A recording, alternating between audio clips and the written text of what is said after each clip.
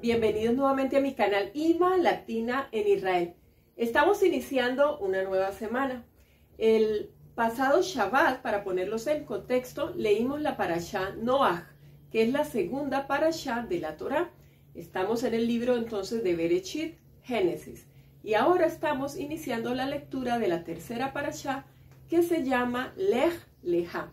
Sobre eso quiero hablarles un poquito hoy, pero más que la teoría, es como la aplicación práctica, como yo la entiendo, algunas de las enseñanzas, obviamente, que he aprendido también de grandes rabanim.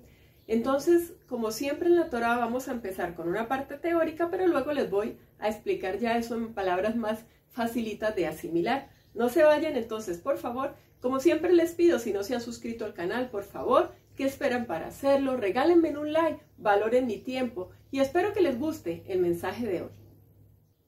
La parashá Lech Lecha es muy importante, es donde nos hablan de nuestro padre, el patriarca primero que tuvimos, que se llama Abraham Avinu.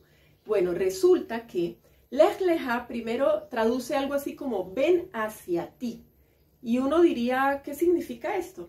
Básicamente Hashem, nuestro creador, le estaba ordenando a Abraham, pero que en ese momento se llamaba Abram, que dejara todo, la casa de su padre, su tierra natal, y que se fuera hacia una tierra que Hashem le iba a mostrar, una tierra que se le iba a heredar a él y a todas sus generaciones. En esto hay mucho para hablar, pero bueno, voy a ir de poquito en poquito. Primero, aquí con Torah en mano, ubíquense en el Génesis, que se llama Bereshit en hebreo, en el capítulo 12. Esta parashá o porción semanal de la Torah va hasta el capítulo 17. Voy a leer solamente el primer párrafo. Y le dijo el Eterno a Abraham: vete de tu tierra, de tu familia y de la casa paterna a la tierra que te señalaré. Y haré de ti un pueblo grande, te bendeciré, engrandeceré tu nombre y serás una bendición. Bendeciré a quienes te bendigan y maldeciré a quienes te maldigan. En ti serán benditas todas las familias de la tierra. Y se fue Abraham como le había ordenado el Eterno, y con él fue Lot. Él fue su sobrino. Abraham tenía 75 años al salir de Harán. Y tomó Abraham a Sarai, su mujer, y a Lot, hijo de su hermano, todos sus bienes y las almas que habían adquirido en Harán, y salieron en dirección a la tierra de Canaán. Hago otra apreciación acá. Si escucharon, dije Sarai, porque al igual que Abraham, Hashem le cambió el nombre y lo llamó después Abraham, cuando hizo el pacto con él. A Sarai, su mujer, también le cambió el nombre y le puso como nombre Sara, que es con el que todos la conocemos como una de nuestras Imaot, es decir, una de nuestras matriarcas, que significa algo así como princesa. Entonces, Hashem le quería mostrar a Abraham, en ese entonces llamado así, que había encontrado gracia en sus ojos. ¿Por qué? Les recuerdo, o para los que no saben, Abraham vivía en un mundo lleno de idolatría en esa época. Ya habían transcurrido unas 10 generaciones desde los tiempos de Noach y la parashá anterior, donde supimos toda la historia del Mabul, es decir, del diluvio. Ese primer pacto que se había hecho a través del arco iris con Noach, parece que de generación en generación se les olvidó a sus descendientes y cayeron otra vez en todo lo que Hashem más aborrece: la idolatría, la falta de respeto por la vida, por las otras personas, por nuestros semejantes. Entonces, a pesar de toda esa atmósfera tóxica, por llamarlo de alguna manera, Abraham, que nació de un padre que también era un idólatra, un hombre muy rico y que se ganaba la vida haciendo estatuas, imagínense, deidades, cualquier estatua en cualquier material que le mandaran a hacer, en cualquier tamaño, él la elaboraba porque de esa manera pues ganaba su dinero. Y Abraham, y no me voy a extender, pero hay ahí en el Midrash incluso varias historias, una de ellas, la que más todos conocen, incluso los niños desde el jardín, es aquella que narra al padre dejando encargado a Abraham de su negocio porque él tenía que ausentarse y a su regreso encuentra todas las estatuas rotas y le dice a Abraham muy enfurecido: ¿qué pasó acá? Y le dijo: bueno, ellos se pusieron a pelear unos con otros porque todos sentían que eran más importantes y los más grandes decían que no, que ellos eran más fuertes y que ellos eran por tanto de más valor, y los más pequeños también alegaban con sus propias excusas, y eso se formó aquí, como decimos en Colombia, un zafarrancho, y se acabaron unos con otros, se pusieron a pelear y mira, se rompieron. Y entonces el papá le dijo: ¿y tú esperas que yo te crea eso? Son unas estatuas hechas de barro, de arcilla. ¿Cómo se iban ellos a pelear si no tienen vida? Entonces le dice el niño, un niño, al padre: ajá, ¿está reconociendo, papá, entonces que esas cosas no tienen ningún poder? Que tienen ojos y no ven, que tienen oídos y no escuchan, que tienen boca y no pueden hablar. Si eso es cierto y lo acabas de aceptar, ¿por qué los fabricas y los vendes entonces? ¿Por qué engañas a la gente haciéndoles creer que ellos son dioses y tienen poder, cuando tú mismo sabes que no valen nada, porque solamente hay un Dios? Esa historia se las puse en palabras así fácil de entender, pero básicamente ese es el sentido. Él reconoció desde los 3 años la existencia de un solo Dios. Imagínense en un contexto donde nadie piensa eso, solamente el niño.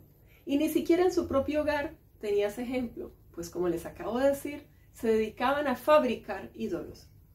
Y sin embargo ese niño fue creciendo en virtudes, en tamaño, en valentía. Y un día Hashem se le revela y le dice: deja todo esto, vete a la tierra que te voy a dar.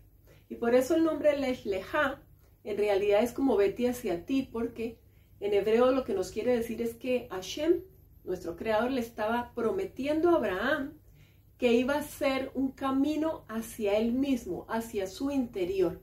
Es decir, algo que le iba a beneficiar en todo sentido, económicamente, pero también espiritualmente.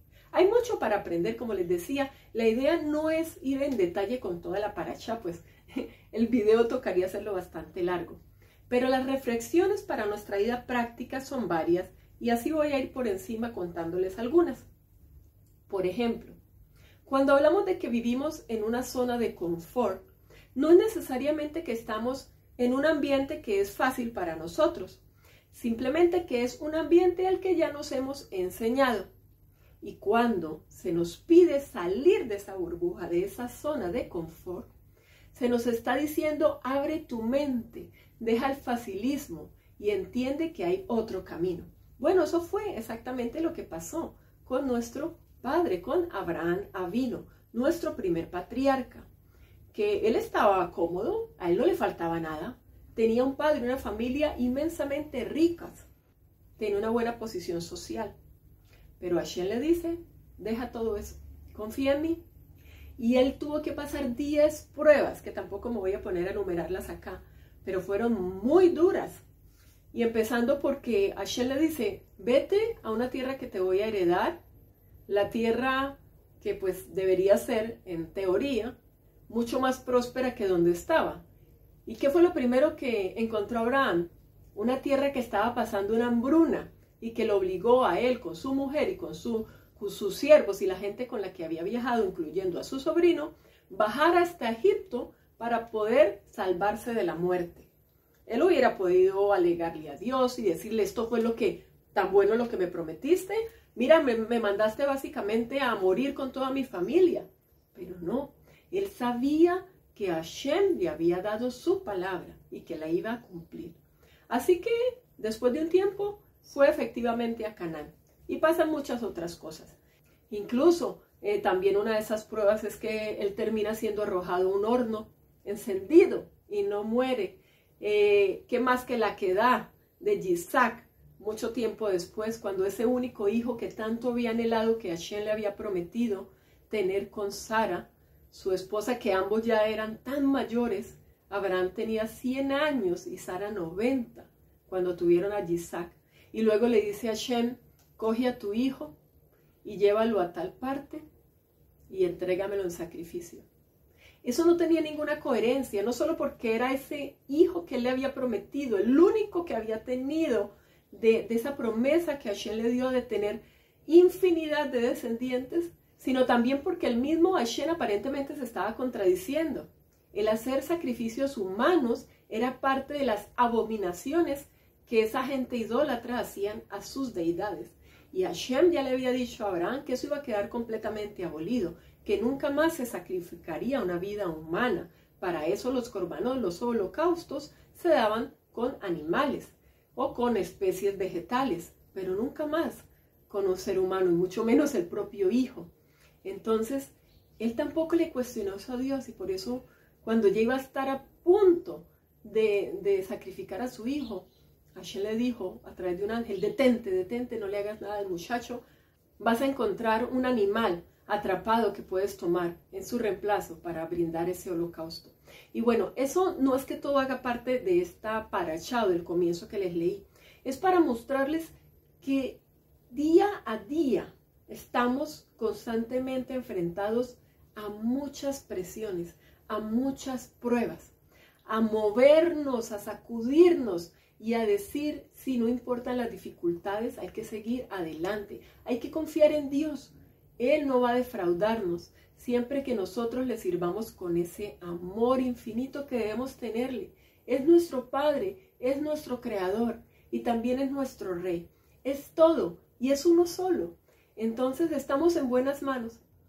Amigos, y no los quiero aburrir con un video demasiado largo, pero les digo que yo misma, mi familia, ha sido testeada muchísimas veces y no conozco a nadie, sobre todo acá en Israel, donde vivimos aparentemente, para los que están afuera, una vida más fácil, pero que en realidad los que estamos acá sabemos que es todo lo contrario. No conozco a nadie que día a día no esté luchando por superar las pruebas, las dificultades.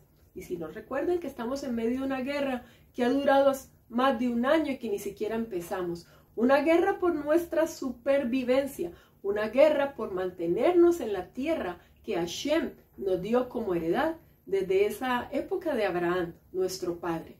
Entonces, sí, no importa cuáles duras y cuántas sean las pruebas que debemos superar, lo importante es que siempre tengamos claro que Hashem, nuestro creador, tiene un motivo exacto para mandarlo lo que nos manda, y que así nosotros no lo entendamos y que así parezca negativo, todo es para bien y tendrá una explicación tal vez, o una manera en que más adelante vamos a decir: eso también era por mi bien. Hashem me mandó esto que no me gustó, pero me estaba previniendo de esto otro. De verdad que hay que abrir los ojos, y si mantenemos con esas gafas, como digo yo a veces, de la emuná y el bitajón, de la fe y de la confianza, va a ser mucho más fácil vivir una vida plena de sentido y de esperanza y de gratitud hacia nuestro eterno Creador. Shavuot desde Israel. Y no olviden, circúlenlo, compartan con sus amigos. ישראל, עמך עם חזק נושאים עיניים לשמיים.